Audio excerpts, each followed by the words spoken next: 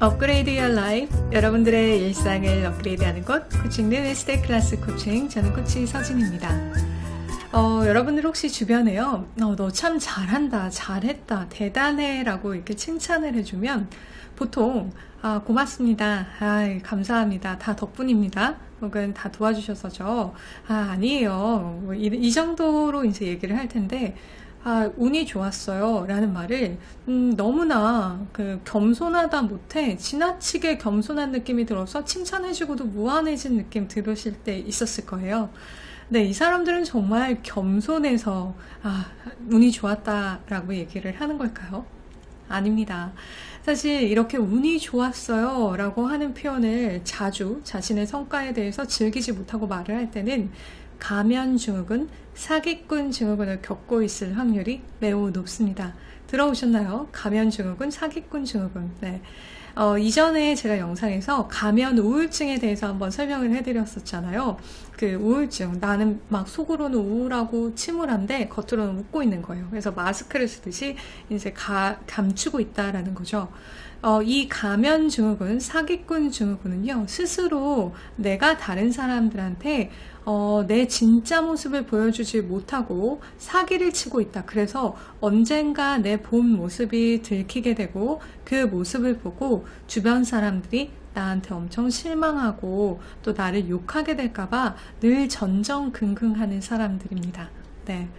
우리가 잘 아는 엠마 왓슨, 그 다음에 니탈리 포트만, 이러한 해외 헐리우드 스타들 뿐만 아니라요, 국내에서도 정말 김연아 선수라던가 누가 봐도 정말 그 열정과 노력과 헌신으로 대단한 자리에 이른 사람들이 실제 이 가면증후군을 많이 겪고 있었다고 고백했었어요.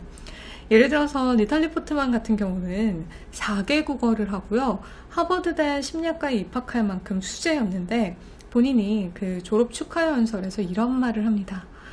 사실 나는 이 가면증후군 때문에 힘들었다. 어쩌다 운이 좋아서 하버드대에 들어온 것 같았고, 그래서 내 실력이 들통날까봐 일부러 남들이 듣지 않는 어려운 과목들만 들었다고 해요. 네.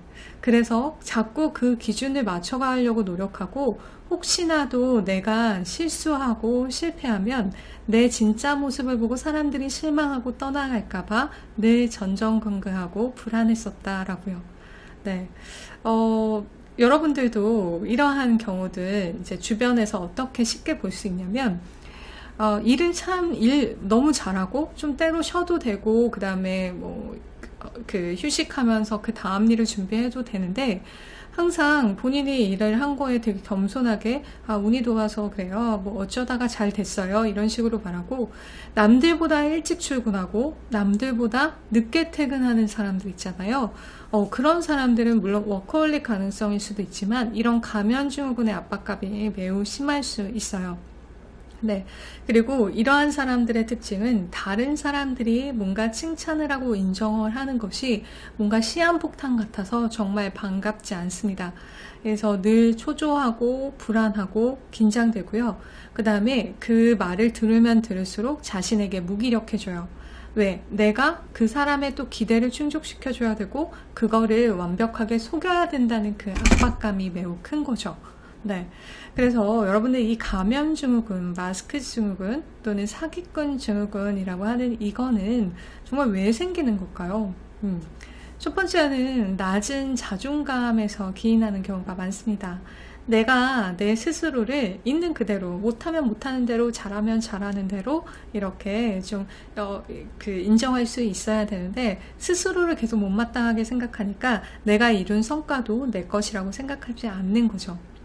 두 번째는요, 어렸을 때 매우 강압적인 양육을 받았을 경우가 큽니다. 그러니까 부모의 되게 높은 기대에 늘 충족을 시키느라고 나는 스스로 잘했다고 생각하고 이만하면 됐다라고 생각하는데, 엄마나 아빠의 양육이 더 높은 수준을 더 잘해야 돼, 더 이러한 것들을 강요받았다면 어릴 때부터 쉽게 만족하는 법을 배우지 못하고 계속 스스로 부족하다고 생각했겠죠.